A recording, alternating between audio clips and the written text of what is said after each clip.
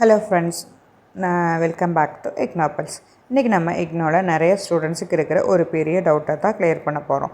நம்ம படிக்கிற course semester வைஸாக இல்லைன்னா இயர் வைஸாக இதை எப்படி கண்டுபிடிக்கிறதுன்னு இன்றைக்கி கவலையே வேண்டாம்.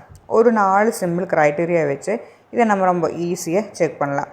வாங்க வீடியோக்குள்ளே போகலாம். ஃபஸ்ட்டு என்ன அப்படின்னா கோர்ஸோட ப்ராஸ்பெக்டிவ்ஸை அனலைஸ் பண்ணணும். அது எப்படின்னா நீங்கள் இக்னோ வெப்சைட்டில் உங்களோட கோர்ஸோட ப்ராஸ்பெக்டிவ்ஸை டவுன்லோட் பண்ணி பார்க்கணும்.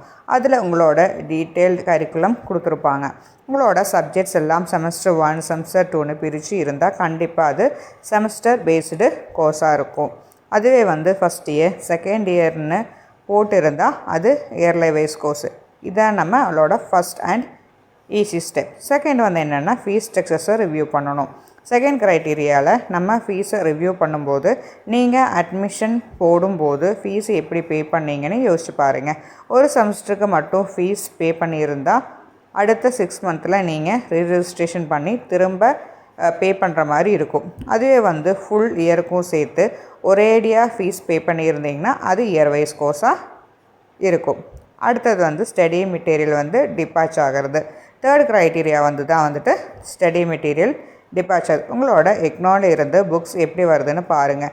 6 மந்த்ஸுக்கு ஒரு தடவை ஒரு செட் ஆஃப் புக்ஸ் உங்களுக்கு டிபாச் ஆகுதுன்னா, டிபாச் மீன்ஸ் டெலிவரி ஆகுதுன்னா, அப்படின்னா அது செமஸ்டர் பேட்டர்ன்.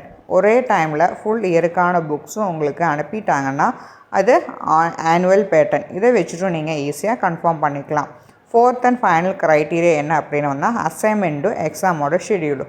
இது ரொம்ப முக்கியங்க. செமஸ்டர் கோர்ஸுனால் நீங்கள் வருஷத்துக்கு 2 தடவை, அதாவது ஜூன் அண்ட் டிசம்பர் செக்ஷனில் எக்ஸாம் எழுதுகிற மாதிரி இருக்கும்.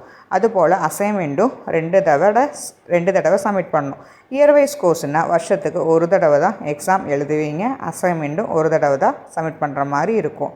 ஸோ ஃப்ரெண்ட்ஸ், இந்த 4 க்ரைட்டீரியாஸ் என்ன அப்படின்னா ப்ராஸ்பெக்டிவ்ஸ், fees structure, study materials and exam schedules. இதை வச்சு உங்கள் கோர்ஸை எப்படிப்பட்டதுன்னு நீங்கள் ஈஸியாக தெரிஞ்சுக்கலாம். இந்த இன்ஃபர்மேஷன் உங்களுக்கு யூஸ்ஃபுல்லாக இருக்கும்னு நினைக்கிறேன்.